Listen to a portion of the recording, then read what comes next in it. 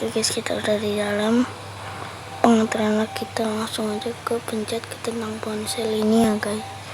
Kita pencet, terus kedua kalian pencet versi MIUI ini, kalian pencet aja ya guys. Udah, terus kalian ketik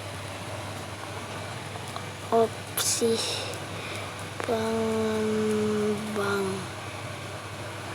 Ini udah ketemu, kita langsung aja. Mana ya, kita cari dulu. Oh, sabar, kita ulang lagi. Kita cari dulu ya guys.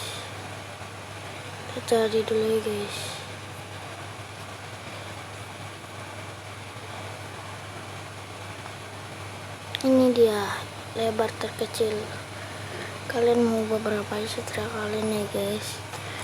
Ini khusus HP Redmi, yang lain-lainnya nanti kita next video ya guys. Oke guys, assalamualaikum warahmatullahi wabarakatuh. Jangan lupa subscribe dan like, jangan lupa support channel gue terus. Assalamualaikum warahmatullahi wabarakatuh. Semoga kalian panjang umur, amin ya rabbal alamin. Bye.